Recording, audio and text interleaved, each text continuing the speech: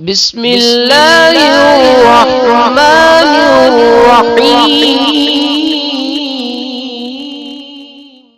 بسم اللہ الرحمن الرحیم۔ السلام علیکم ورحمۃ اللہ وبرکاتہ۔ بات کریں گے جمعۃ المبارک کے ایک ایسے لاجواب باکمال اور مجرب ترین وظیفہ کے حوالہ سے کہ جس وظیفہ کے پڑھنے سے انشاءاللہ العزیز آپ کی ہر مشکل آسان ہو جائے گی، اور جس بھی مقصد کے لیے آج کے جمعۃ المبارک کے دن میں آپ نے اللہ رب ذوالجلال کے کلام سے اس آیہ مبارکہ کو پڑھا، آپ کی ہر پریشانی انشاءاللہ العزیز ختم ہو جائے گی۔ آج جو بھی رب ذوالجلال سے آپ نے حاجت مانگی، اللہ تعالیٰ آپ کی حاجت کو پورا فرمائے گا۔ خالق کائنات سے ہماری یہ دعا ہے آپ کے لیے۔ اس دعا کے ساتھ وظیفہ کی ابتدا کرتے ہیں کہ اللہ رب ذوالجلال آپ کو اس وظیفہ کے کرنے سے کامیابی عطا فرمائے، اور آج آپ جس بھی مقصد کے لیے اس وظیفہ کو پڑھ رہے ہیں، خالق کائنات آپ کو آپ کے مقصد میں کامیاب فرمائے۔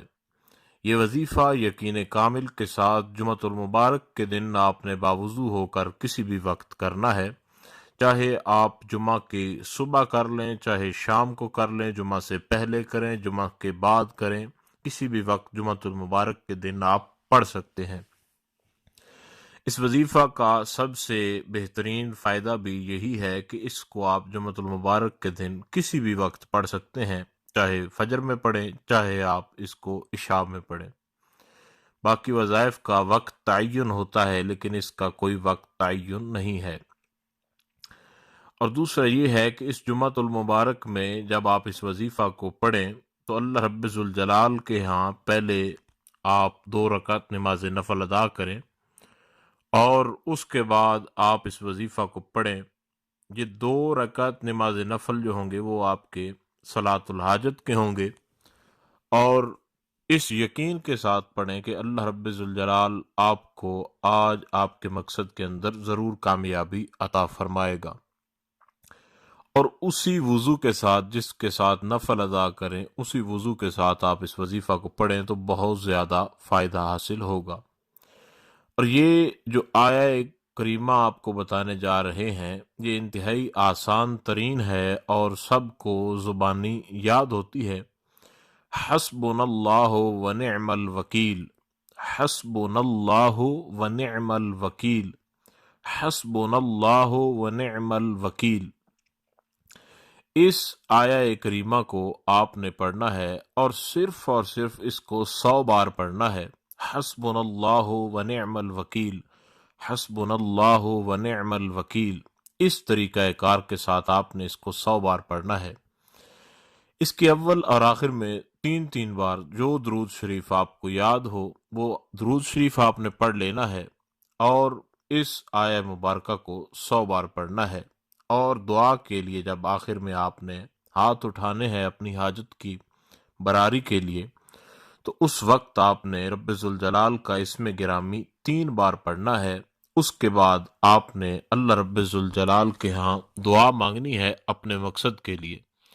انشاءاللہ تعالی خالق کائنات آپ کو ہر قسم کی پریشانی سے نجات عطا فرمائے گا، اور آپ کی جو بھی آپ نے دعا مانگی رب ذوالجلال آپ کی دعا کو ضرور قبول فرمائے گا، اور جس بھی حاجت کے لیے آپ نے تمنا کی انشاءاللہ تعالی آپ کی حاجت ضرور پوری ہوگی۔